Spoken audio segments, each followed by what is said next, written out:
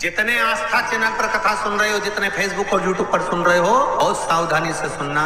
जब जीवन में कहीं समस्या खड़ी हो जाए कि बहुत विकट समस्या है और कोई हल ना मिल रहा हो जाता है जीवन में कोई घड़ी ऐसी आके खड़ी हो जाती है जहां पर हमको सोचने के लिए भी समय नहीं है। तब शिव महापुराण की कथा वर्णन करती है, मंगलवार को अगर शिव जी के मंदिर में, शंकर के मंदिर में जाकर एक लोटा पानी चढ़ाया जाता है तो हमारे कार्य में उन्नति होती है। शिव कथा कह रहे। आपका व्यापार बन गया, 4 दिन दुकान अच्छी चल रही है और 4 दिन बंद हो रही है, तो महाराज थोड़ी सी काली तिल्ली लेना, महाराज उसमें एक बमूल का कांटा लेना, काली तिल, बमूल का कांटा और किसी भी वृक्ष की 5 पत्तियां लेना महाराज, उसको लेकर अपने दुकान में, व्यापार में, या जिसको औषधि ना लग रही है, जिसका स्वास्थ्य गड़बड़ हो रहा हमारा, उसका स्पर्श कराकर या 21 बार उस पर से उतार कर, और उतारना क्या नाम लेकर है? अवधूतेश्वर महादेव। कौन सा महादेव है? जम के बोलो जरा, अवधूतेश्वर महादेव। शिव जी का एक अवतार हुआ था, अवधूत रूप। किसी व्यक्ति ने मालूम पड़े कोई भूमि पर कब्जा कर लिया और नहीं छोड़, शमी पत्र की 5 पत्ती, कितनी पत्तियां लेना है? 5। शमी पत्र की 5 पत्ती, बेल पत्र की 11 पत्ती। मकर राशि में प्रवेश करते समय सूर्य का स्मरण करते हुए सूर्य पे से 7 बार घुमा कर भगवान शिव का नाम मंत्र लेते हुए, जो शिव महापुराण का मूल मंत्र है, श्री, बोलिए जम के, श्री शिवाय नमस्तुभ्यम। शिव महापुराण के मूल मंत्र का स्मरण कर सूर्य पर से घुमाकर शंकर भगवान के शिवलिंग पर जो समर्पित कर देता है और चढ़ी हुई एक बेलपत्र, शमी पत्र उस स्थान पर डाल देता है जो कब्जा नहीं छोड़ रहा, महाराज 6 महीने के अंदर वो कब्जा छोड़कर भागता नजर आता, छोड़ना ही पड़ता। आप शास्त्र कहता है कि अवधूतेश्वर महादेव का जो रूप है वो रोग का निवारण करने के लिए, व्यापार की वृद्धि को आगे बढ़ाने के लिए। आप लोगों ने कहीं कहीं देखा होगा, किसी किसी के ऑफिस में देखा होगा कि वास्तुशास्त्री कहते हैं कि दौड़ते हुए घोड़े का फोटो लगाओ। सुना है कि नहीं सुना? अरे बोलो तो सुना है कि नहीं सुना? किसी वास्तु वाले के पास जाओगे ना तो कहते तुम्हारा ऑफिस अच्छा नहीं चल रहा, तो दौड़ते हुए घोड़े का फोटो लगा। जो घोड़े 4-5 घोड़े दौड़ रहे हैं उनका फोटो लगा।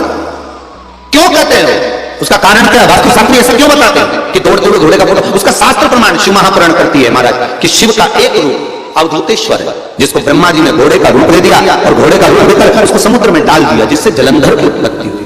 तो अगर मान लो अगर प्रॉब्लम चल रही है, व्यापार में दिक्कत आ रही है, व्यवसाय में तकलीफ आ रही है, या किसी ना किसी रूप में कोई ना कोई कष्ट आपको लग रहा है, तो अवधूतेश्वर महादेव का नाम लेकर काली तिल्ली, वृक्ष की पत्ती और एक बमूल का कांटा लेकर, और आप दुकान में से उतार लो, चाहे शरीर पर से उतार लो, उसको ले जाकर किसी भी चौराहे पर उसको पटक दीजिए। चौरास्ते पर नहीं डाल सकते तो बहते हुए पानी में डाल दीजिए, बहता हुआ पानी ना मिले तो पीपल के वृक्ष के नीचे डाल दीजिए, पर उसको मकर राशि के पृष्ठ भाव में ही डालना। लोटा पानी, कलश मारा, उसमें जल भर लीजिए और जल भरकर उसमें 7 दाने चने की दाल के डाल लीजिए। 7 दाने चने की दाल के डालकर उसमें थोड़ा सा कुंकुम, रौली थोड़ी सी इसमें डाल लीजिए। 3 शमी पत्थर, 1 बेल पत्थर उस जल के अंदर डाल दीजिए मारा, और डालकर सूर्य नारायण भगवान को दर्शन करते समय, जल छोड़ते समय उत्तर की ओर, आपके घर से जब उत्तर का जो भाग हो उस ओर जल का भाग थोड़ा सा छोड़े। आखिरी का बचा हुआ जो जल और बेलपत्र और शमी पत्र है एक साथ जब छोड़े तो जितना अपने मन में भाव हो कि हमारा इतना कर्जा है बाबा वो चूक जाए, या कोई पैसे नहीं दे रहा है उसका भी स्मरण कर सकते हैं कि हमारा इतना रुपया लेना है, और वो जल, शमी पत्र, बेलपत्र उसी समय पर नीचे डाल देना, उसका छींटा थोड़ा सा अपने ऊपर लेकर प्रवेश कर महाराज। ज्यादा से ज्यादा 5 महीने 6 महीने कहीं ना कहीं बाबा इसे कृपा कर देता है, कोई सहयोग, कोई धन, कोई संपदा, कोई व्यापार ऐसा बना देता है कि पैसा हाथ में आता है और कर्जा चूक जाता है। ये बाबा ही। और एक बात का याद रखना, हमें किसी से लेकर नहीं देना कर्जा, भगवान से ये निवेदन करना है हमको कि बाबा हमको ऐसा व्यापार दे, ऐसा धन हमारा खुद का दे, जिससे हम अपने पैसे से कर्जा चुका। मालूम पड़े इधर से लिया इधर दे दिया, इधर से लिया इधर दे दिया, राधे हमने इधर से लिया इधर दे दिया, इधर से लिया इधर दे दिया, तो उससे कर्जे का कोई चुकने का क्रम नहीं आता हमारा, तो उससे और कर्जा होगा पर चुकेगा।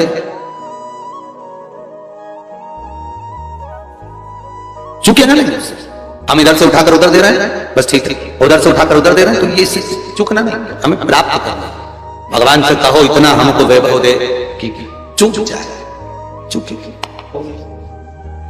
एक पार्थिव शिवलिंग का निर्माण शमी वृक्ष के नीचे करिए, फिर निवेदन करूंगा, जिसको मिर्गी की बीमारी हो, मिर्गी की तकलीफ आती हो, या चक्कर आते हो, फिट की बीमारी हो, या किसी भी रूप में आप काम करते हो और आपको भन्नटियां आती हो, चक्कर आते हो, उसके लिए शिव महापुराण में सुंदर, उमा खंड में और स्कंद पुराण में, दोनों में बहुत सुंदर वर्णन करा कि एक पार्थिव शिवलिंग का निर्माण शमी के वृक्ष के नीचे कर। फिर निवेदन करूंगा, शमी का वृक्ष जानते हो आप लोग? बेलपत्री के वृक्ष का जो निर्माण है वो माता पार्वती के नयन अश्रु से हुआ है। रुद्राक्ष के वृक्ष का जो निर्माण है वो शंकर भगवान के नयन अश्रु से हुआ है। और शमी वृक्ष का जो निर्माण है उमा और महेश, इन दोनों के मिलन से, दोनों के बैठने से, दोनों की वार्ता से जो नयन अश्रु बहा और दोनों का जो मिलन हुआ, उससे शमी वृक्ष की उत्पत्ति हुई है महाराज। इसलिए सारे वृक्षों में अगर श्रेष्ठता दी जाती है, 33 कोटि देवताओं की पूजन में अगर कोई पत्ती चढ़ सकती है तो वो शमी की पत्ती चढ़ सकती है महाराज। शमी वृक्ष की पत्तियां चढ़ सकती है।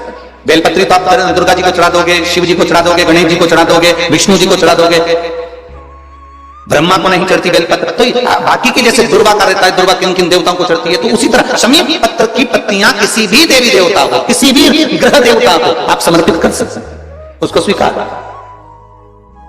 पर एक बात याद रखना, जब शमी पत्र की पत्तियां आप समर्पित करें तो शमी पत्र की डाली समर्पित नहीं होना चाहिए। जैसे एक यहां पर रखी होगी, जैसे अगर डाली के समेत शमी पत्र हम अगर शंकर जी को चढ़ा देते हैं या किसी भी देवता को चढ़ा देते हैं, उससे हमारे कमर में, घुटने में, पीठ में, सिर में दर्द 15 दिन के बाद में चालू होना प्रारंभ हो जाता है। धीरे धीरे धीरे धीरे धीरे धीरे वो दर्द चालू होता है।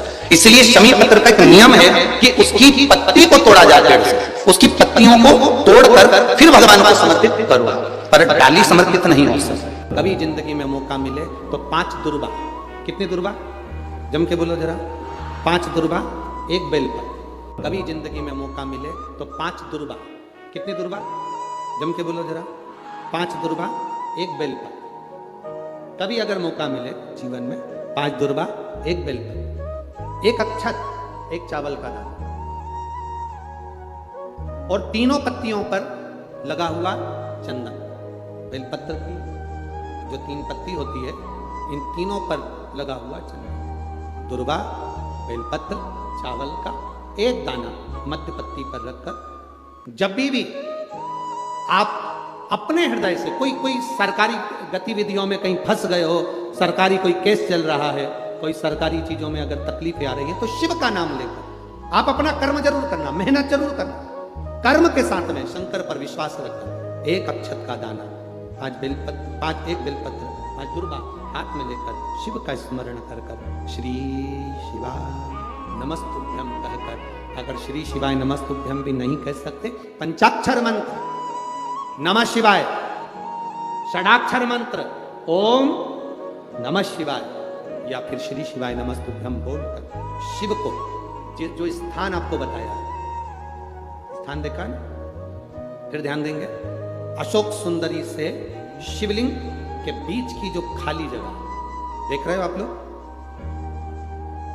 एलईडीओं पर ध्यान देना, एलईडी और अपने अपने मोबाइल पर अगर आप कथा सुन रहे हो या यहाँ पंडाल में कथा सुन रहे हो या आस्था चैनल पर सुन रहे हो, तो वहाँ शिवलिंग, अशोक सुंदरी का स्थान, बीच में जो खाली जगह है, इस खाली जगह पर बेलपत्री और दुर्वा का जो पीछे का भाग है, वो पीछे का भाग अशोक सुंदर की ओर होना चाहिए, अशोक सुंदर की ओर उसका भाग हो जाए, और पत्ती को इस तरह से शिवलिंग और जो खाली जगह है उसके मध्य में रखकर, कोई सरकारी चीज के लिए, कोई प्रशासनिक चीज के लिए, कोई केस के लिए, कोई कानूनी कार्यवाही के लिए, कोई तकलीफ एक बार चढ़ा बाबा से विनती करिए, बाबा से स्वीकार जरूर करेगा। एक शिव भक्ति के लिए श्री शिवाय नमस्तुभ्यम, सब बोलिए एक बार जमकर, श्री शिवाय नमस्तुभ्यम। प्रैक्टिकल जरूर करना, कहीं सीवर वाला महाराज झूठ तो नहीं बोल रहा, शास्त्रों की बातें हमारे जीवन में हमें सुख प्रदान करें। इसलिए भाव आनंद करते हुए